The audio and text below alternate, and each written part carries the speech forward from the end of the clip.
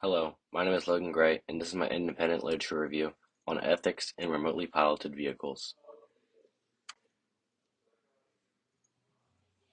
Unmanned air systems are currently used in border patrol, the military, fire services, and traffic management, but as technology continues to advance, new uses will be created and usage rates will continue to increase. The possibility of a fully autonomous aircraft reveals great potential and benefits. Without addressing the privacy, data protection, and ethical concerns, none of this will be possible. In order to maximize the potential of this technology, regulations and legislation will need to be deeply researched and applied. In this literature review, I will be evaluating the current policies and regulations in place and attempting to find gaps where new policy is needed. This literature review's relevant term is unmanned air systems, defined as air vehicles that can fly by remote control or autonomously fly over a certain route by themselves.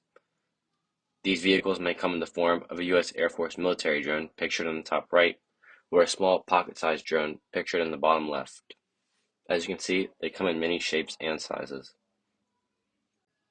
The vast amount of laws and regulations that are currently in place reside in the public and military sector, because this is where drones have been most commonly used over the past few decades. However, drones are becoming more frequently used in the private sector. These systems pose serious and significant problems for privacy and data protection due to their autonomous features.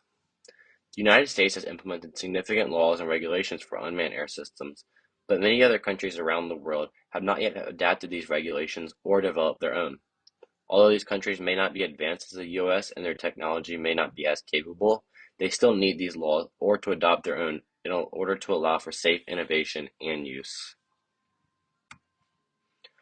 Without proper legislation in use, these systems have an extreme potential to be abused and used for malicious purposes. Many people are hesitant to adapt these systems and feel comfortable with them in their local communities. Creating and applying new regulations allows innovation and creation of these systems to continue to grow safely and allows for people to accept them in their daily lives. My first study evaluated the use of unmanned air vehicles in Israel and the United States, calling them both pioneers of this industry. After declaring the US and Israel as pioneers, this study analyzed the different laws in place in both of these countries for unmanned air systems. They state that while the United States is one of the most influential powers in the world in this sector, their laws and regulations should be valid in most other countries. However, many other countries have failed to adopt them. This study also examined the laws and regulations in place in Turkey, concluding that a deeper dive is needed in order to fully understand the more complex problems posed by these systems. My second study addressed the impacts that unmanned air vehicles have on the privacy and liberties of people in the civil environment. There are regulatory procedures in place, but they are not sufficient due to the complex capabilities of unmanned air vehicles.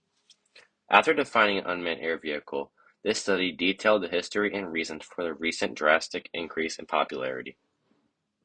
In their discussion of privacy, this study asserted that the use of surveillance systems significantly reinforce existing social positions, particularly positions of marginalization along the class lines of race, gender, sexuality, and age. After discussing the current legislation and factors, this study addressed that there is a hole in the private sector which needs to be addressed.